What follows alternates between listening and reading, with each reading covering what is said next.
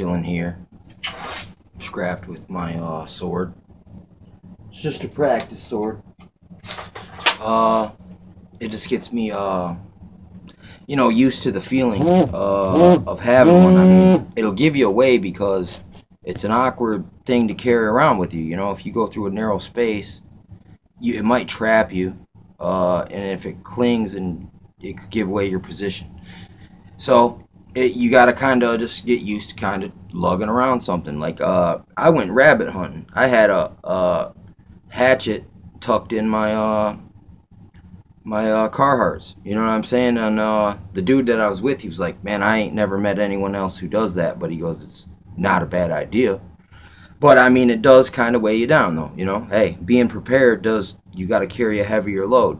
But here's the thing: if I got a machete and a hatchet, if Bigfoot jumps out the bushes and wants to fight, I'll toss my buddy the machete, and we got better odds. You know what I'm saying? And since he wanted to be lazy and not carry anything, I'll carry one extra for someone else. It's not even just for me. I'm not afraid. I mean, actually, here's the thing: give the weapons to someone else who needs them. I'll go and use, I'll go use something else because listen, that's one of these benefits of actually understanding the methods of the sword.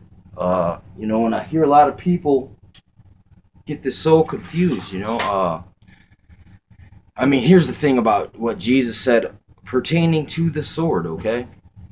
It said, sell your garments and buy a sword. So listen, Jesus wasn't against the sword, okay? He was against living by the sword. And there's a big difference. To live by the sword would mean to put food on my table to exist. I must enforce usury and basically theft on people by the end of the sword. That's really what that refers to. In all actuality, the people in power do that. I mean, and you do get mafia members extort people in a similar fashion. So I mean, look, there is a criminal element, but either way, the government people do it. Just because it's the government that doesn't make it no less criminal. You know what I'm saying? And listen, I am totally against living by the sword. You know what I'm saying? Living to take blood, living to shed blood, being quickly running after evil. I am totally against that. I know I got a funky track record, and you might just by looking at it, you would think, yeah, man, ill intentions. No, just stupidness, foolishness, and seeking adventure. Basically, it can listen. One thing about learning bad things is it's fun. It's scary. You get a kick out of it. You get instant results. You know what I'm saying? And that is the seduction. There's where the seduction is. It's you. How far you want to play with the devil. You know what I'm saying? Before you realize, man, that no, I'm not. I can't. I'm not gonna play this game. You know what I'm saying? Sometimes you just got to do that. It's just like, that's the whole thing. It's to entice you to play. Listen, you want to try your luck?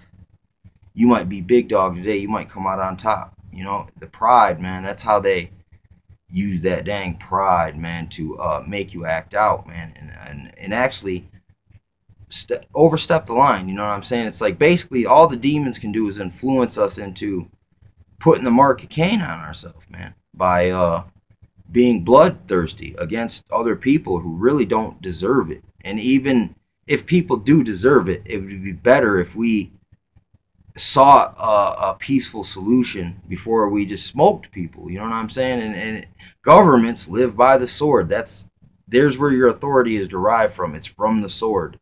The founding fathers freed the country at the end of the sword, and through trickery and political legalese. You know what I'm saying? It goes both ways. Listen, I'm not against the founding fathers. I'm just can't endorse all their ideologies. You know what I'm saying? It was very diverse, and these people were very modern than what you would think. They were very up to date. All the founding fathers. They're your man. It's crazy. They're like rock stars, man. Of understanding. They knew all that stuff. All this stuff I'm dabbling into now. They were aware of it, or maybe even adept in it. I don't know.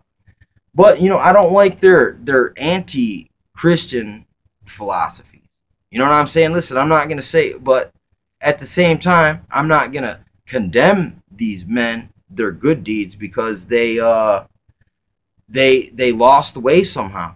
That's what I'm saying about how your mind, your thoughts, man, and your own understanding can go wrong, and it can make you bitter. And since you can't figure things out, you kind of get angry. You know what I'm saying? And you kind of walk around with this, this agenda, and that's what happens to people. And like I said, when you fight wars, man, you get blood on your hands. That's the reason why God told David, he's like, dude, you can't build the temple because you've killed so many people. There's a lot of blood on your hands. I need someone fresh who hasn't had to go and do that. But I mean, that was part of his mission in life, man. I mean, basically, if you read about David during the time of Saul, he was running from the tip of the sword to the tip of the sword to the tip of the sword. Saul's always throwing javelins at him, saying, "Oh, I barely missed." And Saul was all messed up. I can identify with Saul a lot, man. He wanted to get drunk all the time, and he was troubled because he was lacking faith, and he just kept getting further and further and further. He degenerated, but I mean, it's a curse to make a man a king. You place all this burden upon him, and he wants to please you, because at that time, that's the first king before they went totally corrupt. He did care about the people. He listened to the will of the people. He tried to please the people more than he tried to please God, and then it caused a rift there, and he knew it. He was scared because he was appointed, and he knew he couldn't handle the load, man. And it was like Israel demanded a king. Basically, they demanded Saul to break down and kind of go crazy. He was in and out of insanity. And I don't blame him. I understand. I can understand David too. Running around like a ninja. Listen, it's like I got to avoid you to the point where I'll come around if you call of me. But, I got to sneak around and come second to make sure you're not trying to kill me. And then I even got to show you that I mean, ill will, and go way out of my way. It's just like, it just shows you the levels people get. It was like Saul always wanted David to play music, and it would soothe his spirit. And I understand that. That's why music these days is so dang powerful, because it has that effect like David had with Saul. And it also, the Bible basically says, there is a musical component to the kingdom of heaven. And Satan was totally instructed. He was almost like the guy who was given the keys to the city in that department. And that's why you see all this great music coming out of the music industry, but it's all got these undertones of the Satanism, these dabblings in dark things, you know what I'm saying? And bloodlust. And here you go, the sword. You know what I'm saying? Listen, I'm not carrying, this sword out of bloodlust, man. It's basically to let people know I know how to use one. So listen, if ever a day comes where I go peacefully, I'm a fuck. Listen, I'm pretty much a G. You know what I'm saying? When it comes to my what I do, man. You know what I'm saying? It's about being a man of your word and a man of honor and of ethics. Or at least a certain level of honor and ethics, because no one's perfect. Okay, everyone has character issues. You know what I'm saying? Business issues, life issues. Okay, and you deal with people as you long suffer with them as they're struggling. You help them through. You know what I'm saying? I mean, it's just a part of life, man. If you can learn that, if you can work together with people, man, that is the best way to fight, is without fighting. The art of fighting without fighting. But I mean, the sword's here. But look, for training, ceremonial purposes.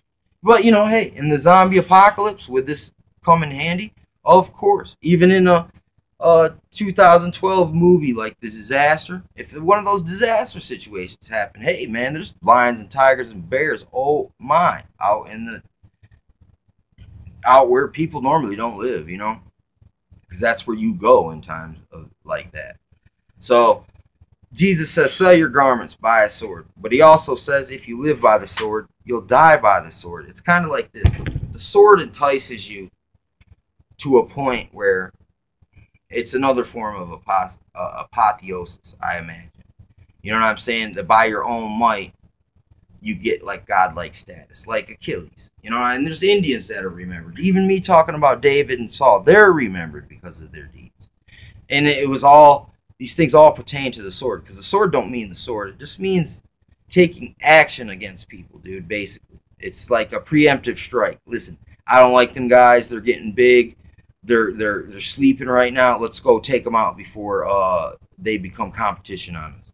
That is the mindset of the devil, man, of the murderer, of the thief, come to rob, kill, steal, and destroy, and lie, to do anything to get it. That's the mindset that you got to jump into. It's the true sin of Sodom. It was like prison sex. You know what I'm saying? A bunch of dudes would go out to the tent people that didn't live in their city, and they would all take turns raping them. I mean, that is a big step way down the line past just your common homosexuality, where two consenting men or women just choose to be together. Listen, I don't hate you for choosing that. Listen, I understand, you know, it's good to have someone you feel close to and you get to share interactions with, you know, and hey, you know, I understand that, you know, but it's not what I'm saying about it. Listen, hey, I still know what the Bible means about it, what's behind it. It's just the first commandment is to be fruitful and multiply.